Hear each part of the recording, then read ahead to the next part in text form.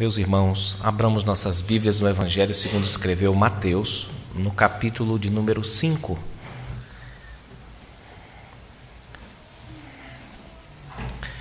E ouçamos a leitura que vai dos versículos de 33 a 37.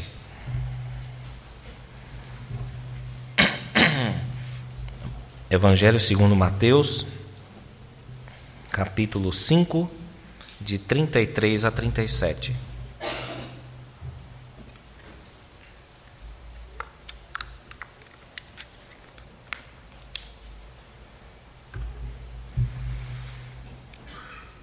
Assim nos diz a palavra de Deus.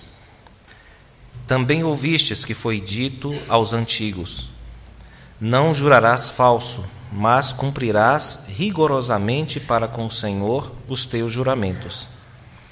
Eu, porém, vos digo, de modo algum jureis, nem pelo céu, por ser o trono de Deus, nem pela terra, por ser estrado de seus pés, nem por Jerusalém, por ser cidade do grande rei, nem jures pela tua cabeça, porque não podes tornar um cabelo branco ou preto. Seja, porém, a tua palavra sim, sim, não, não. O que disto passar vem do maligno. Amém. Meus irmãos, nessa porção do Sermão da Montanha, nós somos chamados, fundamentalmente, a tratar ou a lidar, a cuidar da nossa comunicação, especialmente aquilo que nós prometemos a Deus e a outras pessoas. O cumprimento da palavra de um crente é considerado historicamente como um dos adornos, um dos enfeites que a fé cristã possui em seu desenvolvimento. E durante séculos os crentes são considerados ou são conhecidos, dentre outras coisas, como aqueles que cumprem aquilo que dizem que farão. Cumprem a sua palavra e eles preferem até mesmo ter prejuízo, como nos diz o Salmo de número 15, né? Ele jura com dano próprio e não se retrata. Se ele tiver de ter prejuízo, a palavra dele ainda assim se mantém. E eles preferem isso a se alinhar ao pai da mentira, que é também o pai das chamadas meias-verdades. No texto que nós lemos, irmãos, o nosso Senhor trata desse tema fazendo uso do assunto dos juramentos. Aquelas promessas que são feitas, não é? Diante de Deus. Isso é o que significa um juramento, é uma invocação de Deus como a testemunha daquilo, de alguma coisa, de alguma palavra que é assumida ou que é prometida. A dinâmica do juramento está muito bem resumida na Epístola aos Hebreus, no capítulo de número 6, no versículo 16, que explica o que acontece entre aquele que jura e Deus, não é? Ou a pessoa que observa o juramento e que acredita nele. O texto diz assim: pois os homens juram pelo que lhes é superior, e o juramento, servindo de garantia para eles, é o fim de toda contenda. Basicamente, o juramento é isso. Ele visa estabelecer uma relação de credibilidade ou de confiabilidade entre aquele que jura e aquele que observa o juramento. E, neste caso, ele invoca a Deus como sua testemunha. Em nossos dias, irmãos, nós costumamos jurar em ocasiões formais, como, por exemplo, no batismo. Nós invocamos a divindade como nossa testemunha de que há uma sinceridade no nosso coração, de que há a graça invisível operando por meio do sacramento visível. Também as posses, nós fazemos juramentos de invocação a Deus. E também no casamento, de certo modo, nós invocamos a Deus como nossa testemunha de que o que estamos a prometer é verdadeiro e nós contamos com a sua graça para vivermos como casados. Na vida diária, nós fazemos promessas a amigos. Aí já não é mais juramento, porque não exige formalmente o elemento da invocação do nome de Deus, mas nós fazemos promessas a amigos, nós assinamos também contratos, não é? Isso também está ligado aqui. Nós depomos em tribunais, que no caso dos tribunais brasileiros não há uma exigência de se jurar, nem por coisas sagradas, nem pelo próprio Deus, não é? Há apenas a ideia de que se nós estivermos mentindo e se formos descobertos, né, nós sofreremos as consequências, etc. E embora nós não invoquemos formalmente a Deus nessas ocasiões que eu acabei de mencionar, ainda assim o ensino do nosso Senhor, de acordo com o versículo 37, acaba por cobrir também essa dimensão, tanto dos votos formais ou dos juramentos formais, como também daquelas promessas que nós fazemos no dia a dia, portanto, envolvendo toda a nossa comunicação. Inicialmente, o que o nosso Senhor faz aqui, irmãos, é apresentar uma espécie de resumo de uma quantidade de textos. Ele faz como que um apanhado por meio de uma declaração que ele dá aí no versículo de número 33. Ele diz assim: também ouvistes que foi dito aos antigos, não jurarás falso, mas cumprirás rigorosamente para com o Senhor os teus juramentos. Aqui dentro nós temos alguns textos bíblicos que eu passo a ler, que estão relacionados a esse resumo dele. Não tomarás o nome do Senhor teu Deus em vão, que é o terceiro mandamento, né? Êxodo 27. Também há um outro em Levítico, capítulo 19, que é: não jurareis falso pelo meu nome, pois profanaríeis o meu nome ou o nome do vosso Deus. Quando um homem fizer voto ao Senhor, não violará a sua palavra. Isso está em Números, capítulo 30, versículo 2. E também, Deuteronômio 23, 21 nos diz: quando fizeres algum voto ao Senhor, não tardarás em cumpri-lo. Então há aqui uma espécie de apanhado ou de condensado de textos como esses, e Jesus põe esses textos numa declaração apenas. Os juramentos, irmãos, por causa da fraqueza do ser humano, tanto a fraqueza da sua vontade, como também o desconhecimento, a inconsequência dele mesmo para com suas palavras, né? Eles podem se revelar falsos, ou podem se revelar irresponsáveis, inconsequentes. Mas nem todo mundo agia assim, a começar do próprio Deus. A Bíblia nos diz que Deus faz juramentos. Isso está em Hebreus, capítulo 6, versículos 17 e 18. Só que o objetivo de Deus é fortalecer a fé do seu povo, é enfatizar a sua promessa, dizer: eu juro por mim mesmo que cumprirei esta promessa, com o fim de deixar o povo dele tranquilo de que ele já pode considerar a promessa cumprida, porque Deus não vai ter nenhum impedimento para realizá-la. Então o texto diz assim, Hebreus 6, 17 e 18. Por isso Deus, quando quis mostrar mais firmemente aos herdeiros da promessa a imutabilidade do seu propósito, se interpôs com juramento, para que, mediante duas coisas imutáveis, nas quais é impossível que Deus minta, forte alento tenhamos, nós que já corremos para o refúgio, a fim de lançar mão da esperança proposta. Então era um modo que Deus tinha de incentivar a fé dos seus filhos, dos seus servos, era fazer juramento. O apóstolo Paulo, nós vemos isso na abertura de algumas cartas, como aos Romanos, Gálatas também, Filipenses, 1 aos Tessalonicenses, que ele invoca Deus como sua testemunha, o que é parte da dinâmica dos juramentos. Ele diz: olha, eu chamo Deus como minha testemunha do que eu estou dizendo aqui, ou seja, eu juro por Deus que o que eu estou dizendo é verdade, é assim, assim, assim. Esses são modos de ênfase, para deixar claro para o povo de Deus que, de fato, o que ele está dizendo é verdadeiro e suporta todas as consequências que, porventura, existam, irmãos. No entanto, no tempo em que Jesus falou essas palavras, havia uma espécie de crise, irmãos, dos juramentos. Os juramentos haviam sido pervertidos pela interpretação de muitos religiosos. Vale lembrar que nós estamos tratando nesse trecho do Sermão do Monte, desde o versículo 17 em diante. Nós estamos tratando de questões interpretativas. E vocês vejam como a interpretação da Escritura vai gerar consequências, porque toda ideia gera consequências práticas, e Jesus está aqui fundamentalmente discutindo entendimentos errados que hão de gerar ações erradas. E ele está atacando aqui, portanto, um entendimento muito errôneo, que gerou também práticas errôneas ligadas aos juramentos. Porque o que ele faz aqui, como nós veremos, não é anular qualquer tipo de juramento, mas ele está atacando aqui as espertezas, os jeitinhos que as pessoas descobriam para burlar os mandamentos e assim abusar desse que é um meio santo, estabelecido pelo próprio Deus para a vida do seu povo e que estava sendo utilizado para encobrir más intenções de pessoas que não tinham pretensão nenhuma de cumprir os juramentos que faziam. Isso acontecia por meio de um esquema que permitia uma pessoa enganar a outra sem se sentir culpada diante da lei de Deus. E o esquema era: bastava jurar por tudo que fosse de mais sagrado, mas não mencionar o nome de Deus. Porque eles diziam: olha, eu não estou quebrando o mandamento, que é tomar o nome de Deus em vão. A pessoa então prometia, jurava, invocava as coisas sagradas, não cumpria aquilo que ela falava e depois ela não se sentia culpada com aquilo.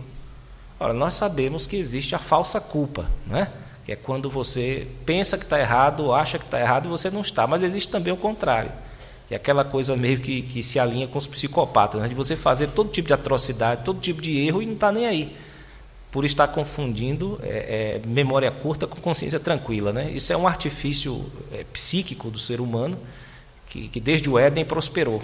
E aqui nós temos essa ideia esboçada aqui, praticada pelo povo que supostamente mais entendia da palavra de Deus, que eram os religiosos do tempo de Cristo. Jesus pronunciou castigo, porque esses esquemas a pessoa consegue enganar os homens, mas não passa no pente fino divino. Então Jesus disse: olha, Deus vai castigar vocês.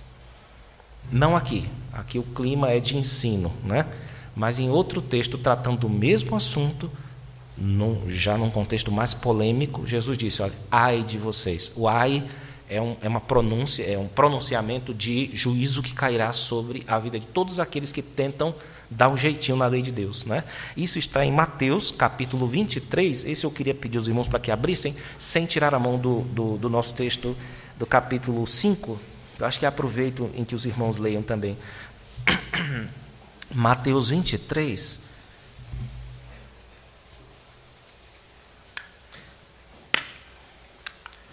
De 16 a 22.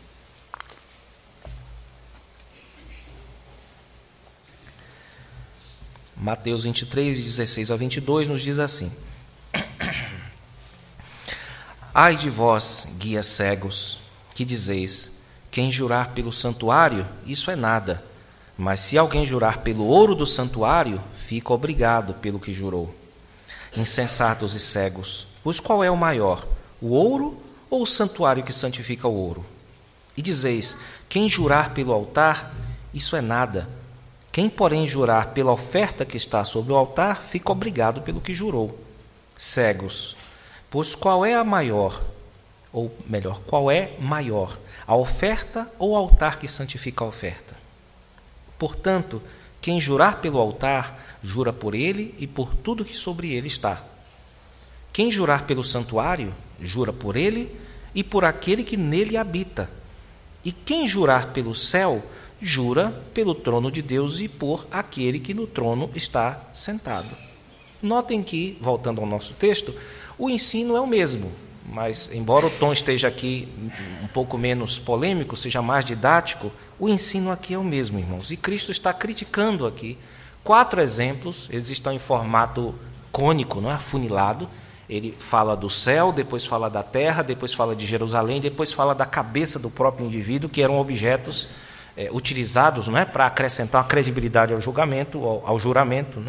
E ele está dizendo aqui: não jure pelo céu, não jure pela terra, não jure por Jerusalém e não jure pela tua cabeça, porque mesmo que você não mencione o nome santo de Deus nesses juramentos, essas 4 coisas só possuem peso, porque existe um Deus que dá esse peso a elas. Então Deus está implicado, tanto em relação ao céu, como em relação à terra, como em relação a Jerusalém, como em relação também à sua própria cabeça. Por quê? O céu só é céu, só tem valor, só tem peso em qualquer juramento por ser o lugar onde o trono de Deus está. A terra só é terra porque o texto diz que é o lugar do estrado dos pés de Deus, o lugar onde Deus atua, onde Deus opera, e por isso ela estava sendo invocada naquela época e tinha algum peso. Também Jerusalém é a cidade eleita de Deus. É claro que Jerusalém não seria nada se Deus não estivesse com ela, se Deus não tivesse mostrado o seu favor. E também a cabeça, que aqui representa a nobreza do homem, Essa nobreza é dada totalmente por Deus. Tanto o vigor do cabelo preto, como também a glória ou o respeito que é inspirado pelo cabelo branco, vem de Deus. Então, o que quer que seja que as pessoas jurem por alguma coisa só para escapar de mencionar o nome de Deus, elas estão, ainda assim, invocando Deus como testemunha.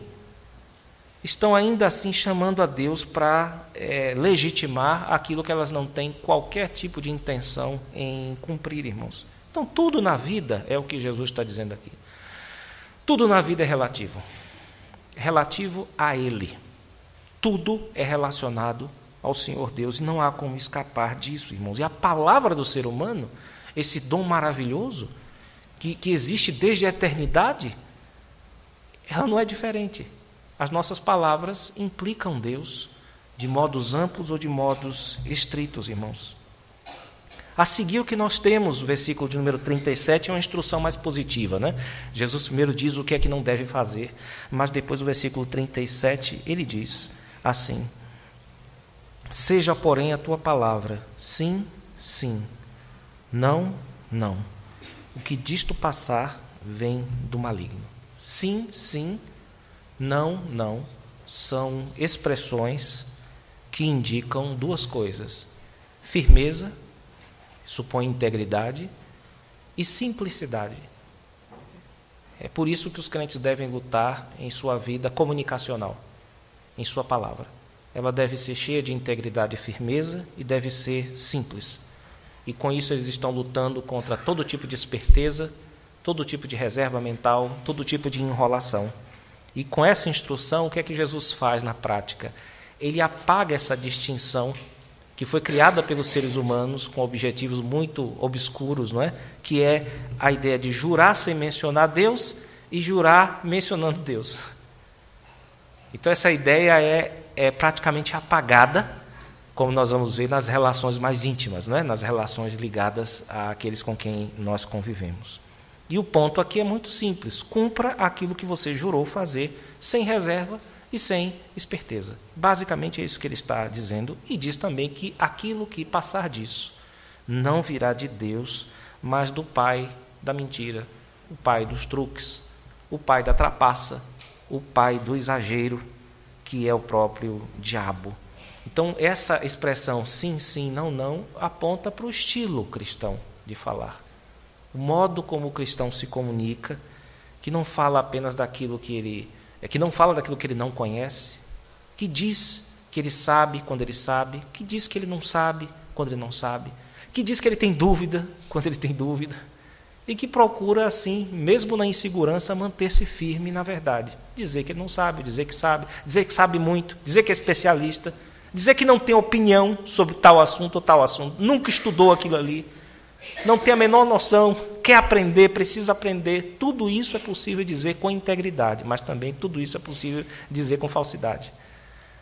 Então é isso que Jesus está fazendo aqui. Ele arranca essa divisão que havia entre jurar sem mencionar Deus e jurar mencionando a Deus, porque isso estava dando muito problema para a vida das pessoas. E o crente, então, é aquele que faz todas essas coisas, levando em conta sempre a presença de um Deus vivo e verdadeiro. Quer seja nos seus pronunciamentos oficiais, ele sabe, Deus está lá comigo. No juramento que ele fizer, Deus vai estar comigo. Mas no dia que eu falar normal com a pessoa, conversando particular, eu também tenho que supor a existência e a presença de um Deus que não apenas é vivo, mas é verdadeiro. E que exige de mim, antes de tudo e sempre, a integridade. Irmãos, alguns reformadores, e dentre eles eu destaco dois grandes, que foram Martinho Lutero e João Calvino, eles fizeram uma distinção importante, que eu já estou aqui tratando sobre ela, mas eu gostaria de revelá-la, que é aquela entre fala pública e a fala particular. Existe uma diferença entre a fala pública e a fala particular. Quando nós estamos entre amigos, quando nós estamos entre irmãos, não deve haver qualquer necessidade de jurar. Esse é o ponto que eles estabelecem. Se eu estou com a minha esposa, se ela diz assim, olha, eu não acredito em você, tudo fica muito complicado para mim como cristão. Porque é uma pessoa que me conhece, que convive comigo. E se eu preciso dar né, dar um carimbo vindo de fora, que não tem a ver com o meu andar com Deus, isso me complica formidavelmente, e é contra isso que Jesus está falando aqui.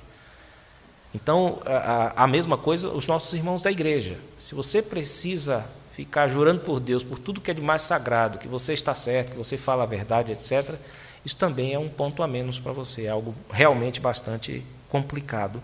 Mas, no caso do público mais amplo, que não nos conhece, aí os juramentos se tornam importantes, muito importantes, para que a gente pense no que está assumindo, porque você vai assumir certos compromissos que você não costuma assumir com pessoas que não fazem parte do seu convívio íntimo. Então é necessário que você faça afirmações e invoque aquilo que precisar invocar de lícito, de justo, para dizer ou garantir que você vai cumprir o que você está falando, irmãos. E aí nós somos também encorajados a confiar em Deus para o cumprimento dos nossos votos. E esse é o caso com os juramentos legais que nós fazemos, não é? Como, por exemplo, nos tribunais, nós prometemos dizer a verdade, afirmamos que de fato estamos dizendo a verdade. Se o juiz perguntar, você está falando a verdade mesmo, você não pode se ofender com isso, não vai se achar a pior pessoa do mundo, porque ele tem todo o direito de desconfiar de você, porque ele não te conhece.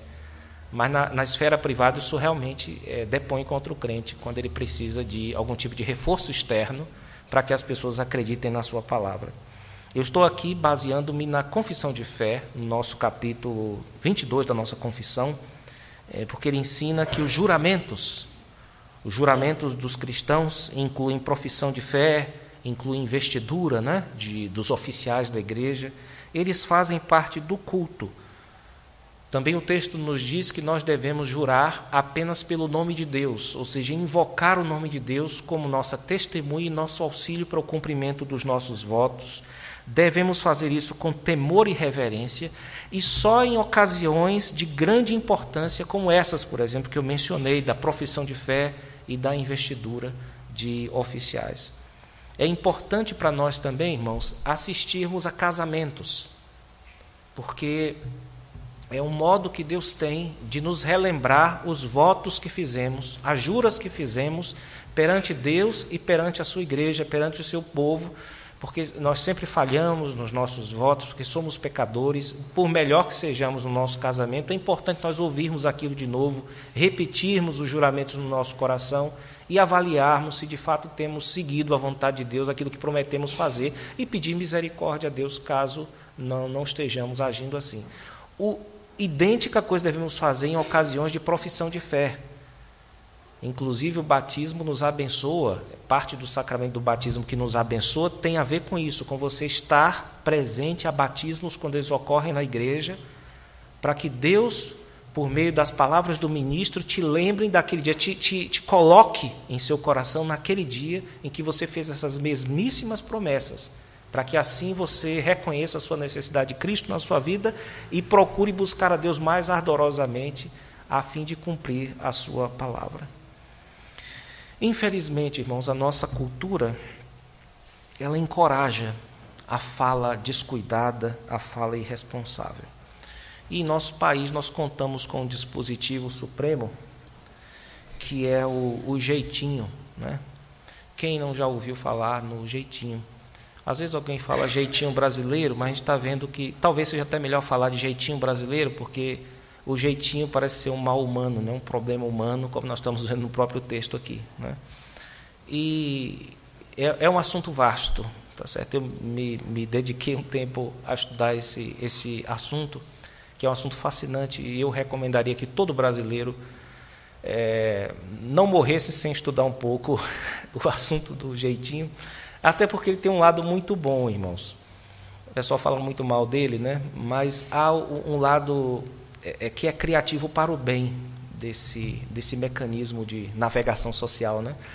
Um dos livros que eu li, intitulado Dando um Jeito num Jeitinho, do Lourenço Estélio Rega, ele conta uma história muito interessante do lado bom do jeitinho, que foi a dos pracinhas, os nossos heróis, né? Na Segunda Guerra, eles foram lá para a Europa, aquele frio danado, né? Nem um frio igual ao nosso aqui, tudo abaixo de zero, muito abaixo de zero, estava lá um monte de norte-americano, gente acostumado com gelo, europeu lá, tudo com gangrena nos pés, né, por causa do frio nos pés, todo mundo perdendo o pé lá, serrando. E estavam lá os pracinhas, tudo de boa, né, andando para lá e para cá, brincando. Né? O pessoal diz que o brasileiro não tem coração para a guerra, não gosta muito de matar os outros e tal. E aí o pessoal perguntou o que estava acontecendo para os pracinhas sobreviverem, né? E aí foram lá perguntar para ele, ele falou, olha, a gente pega um montão de jornal que vocês jogam fora e passa no pé. E todo mundo sabe que o jornal é isolante térmico, né? A salvação dos mendigos, né? É o jornal. E a gente fica quentinho o dia todo, a noite toda.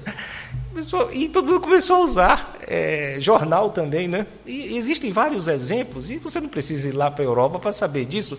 Se você é filho de uma família mais ou menos em que tem 5 irmãos ou 6, sua mãe deve ter sido a rainha do jeitinho lá para arrumar comida para todo mundo, pegar lá uns ovos, transformar aquilo num banquete, sei lá o quê. Então, todo mundo já experimentou o lado bom do jeitinho, não é, irmãos? Todo mundo já experimentou.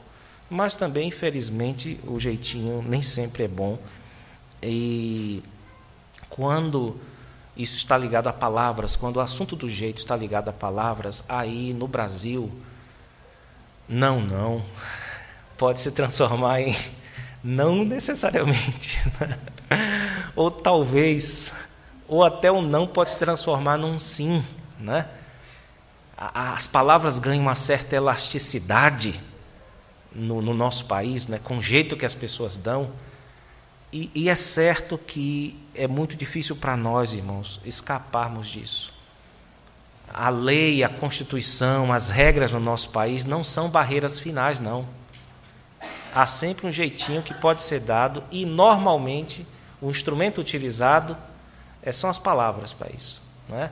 Então as pessoas conseguem manejar e remover essas barreiras com a palavra. Então, às vezes, é um instrumento de navegação social poderosíssimo no Brasil, e, ao mesmo tempo, é quase um instrumento de sobrevivência para as pessoas, saber lidar bem com o jeitinho, porque se for apenas pela lei, muita gente fica pelo caminho, muita gente não consegue prosperar em nosso país. E a pergunta é, será que nada disso nos afeta? Será que nada disso nos atinge? Porque nós somos chamados nesse texto, irmãos, de algum modo, a irmos além do jeitinho. Porque os judeus queriam dar um jeitinho também na lei de Deus. E nós temos também aqui a nossa cultura, que tende também a burlar a lei de Deus, a desprezar conceitos como integridade, como verdade, como palavra empenhada. Essas coisas que são cristãs costumam ser relativizadas e elastecidas em nossa cultura, irmãos. E ele nos chama a ir além disso, a partir desse texto, pesando as nossas palavras. Nós temos de ter noção do que nós falamos, irmãos. Para isso, você tem uma obrigação moral de conhecer a sua língua, a língua portuguesa, mais do que você conhece as outras todas. É inadmissível que alguém entenda mais de inglês do que de português, sendo brasileiro, a não ser que queira morar fora, ou mais de espanhol do que de português, ou mais de qualquer língua do que da sua. Porque, na maioria das vezes, é com gente de língua portuguesa que você conversa. É com elas que você brinca, você desdenha, você faz ironias, você faz jogo de palavras. Então, realmente é muito importante que a gente conheça a nossa própria língua, para que a gente dê o peso exato, ou procure, pelo menos, não é? Dar o peso exato que as palavras possuem, irmãos. É preciso calcular, isso tudo eu estou dizendo, levando em conta o texto de Tiago 3. Não tem perfeição nessa área. Agora, se vocês tiverem alguma chance de errarem menos com isso, aí vai ser, porque vocês vão conhecer as palavras. Vocês vão ter paixão pelo assunto das palavras. Morte e vida estão no poder da língua. O que bem a utiliza, come dos seus frutos. Ame esse assunto, irmãos. Deus vai recompensar vocês. Porque muitas tristezas que nós colhemos, muitos problemas que nós colhemos na vida, vocês podem rastrear. Vocês vão achar, no fundo, palavras que foram ditas e não foram cumpridas. Palavras que não foram assumidas. Coisas que você determinou que não eram para determinar. Coisas que você disse para fazer ou não disse e ficaram pelo caminho.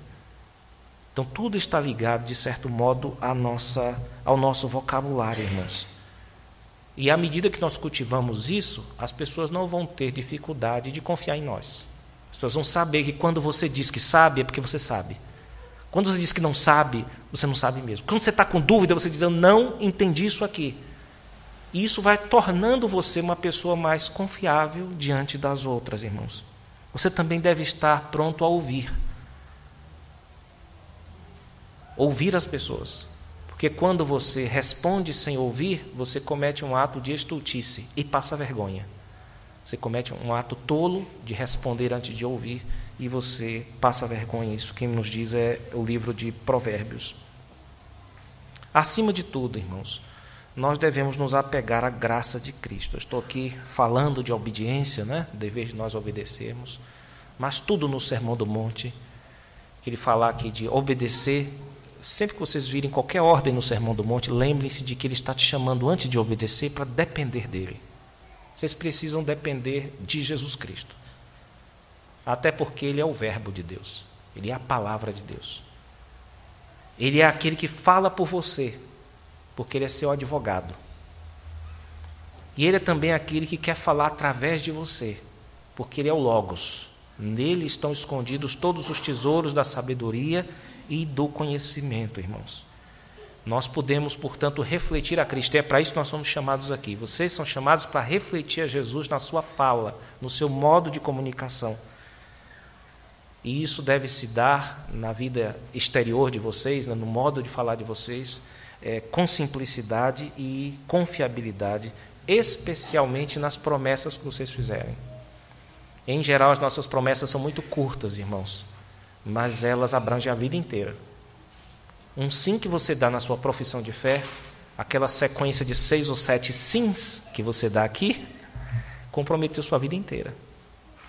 Sabe aquele simzinho que você deu lá no casamento? Comprometeu a sua vida inteira.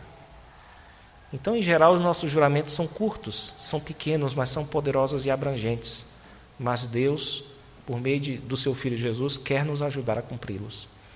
Eu gostaria de encerrar lendo um trecho de um artigo de um grande escritor tratando sobre o assunto da comunicação e a relação dele com a nossa vida como cristãos. Com ele eu encerro. Ele diz assim: os cristãos, acima de todos os outros, deveriam ser os mais cuidadosos, os mais precisos, os mais convincentes, os mais eloquentes comunicadores do mundo. Isso não exige que cada um deles seja poeta, romancista ou renomado orador. Simplesmente significa que somos chamados a pensar com profundidade a respeito da nossa comunicação. É isso, irmãos. Deus nos abençoe.